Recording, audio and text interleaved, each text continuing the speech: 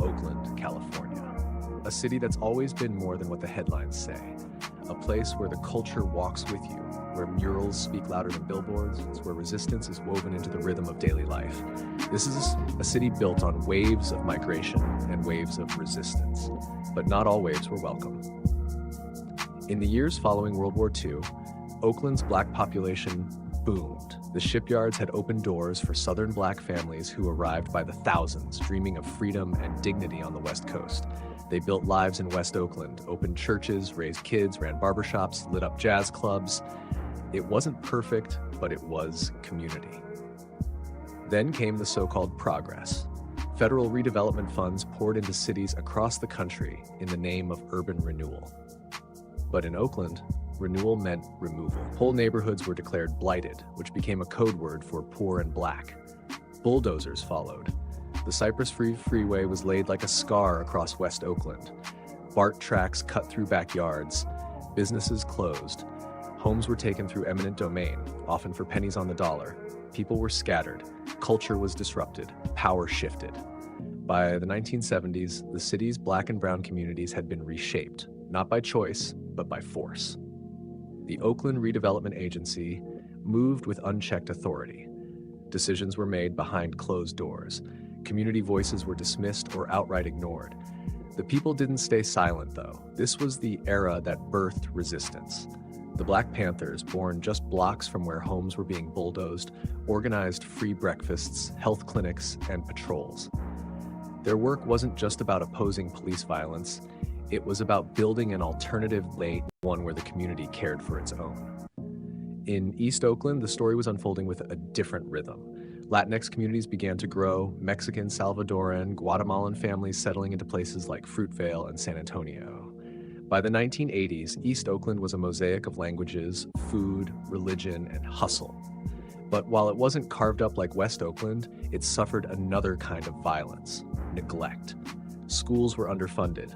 Streets went unrepaired. Toxic industries sat next to homes. And still, people planted roots. The Fruitvale Transit Village became a national example of community-driven development, designed not to displace, but to include. While some neighborhoods were fighting for investment, others were bracing for the kind that pushes people out. Downtown and uptown Oakland became the developers' playground. In the early 2000s, then-Mayor Jerry Brown launched the 10K plan, aiming to bring 10,000 new residents to the city center. And they came. Young professionals, artists, tech workers, often with different expectations of what Oakland should be. The Fox Theater was refurbished.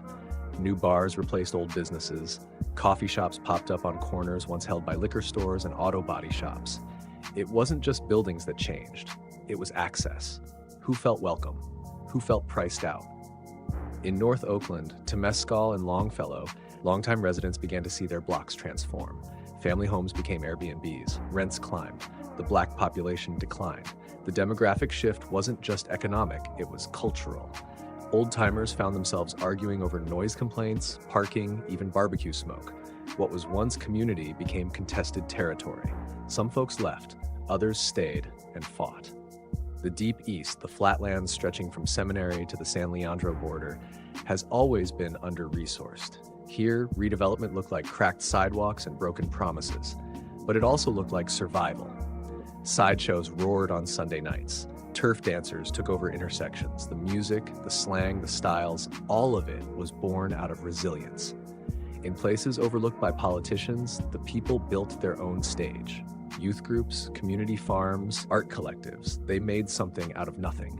Not for outside approval, but for internal strength.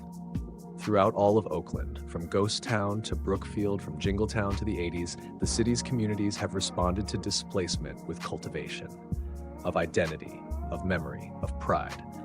The murals on 23rd Avenue don't just beautify, they testify. The drumming at the lake isn't just sound, it's remembrance.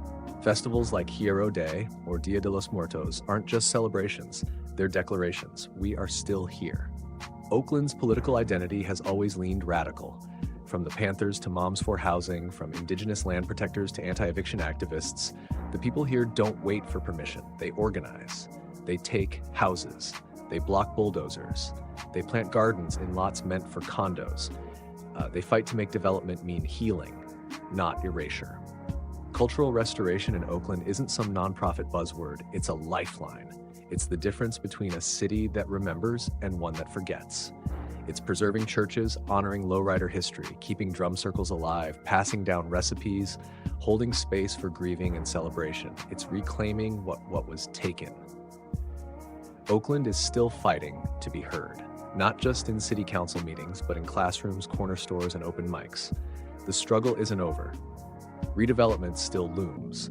Gentrification still displaces, but so does love resist, so does culture root, so do people rise. Because Oakland is not a project to be managed. It's a people to be respected, a rhythm to be understood, a community that insists on telling its own story, again and again.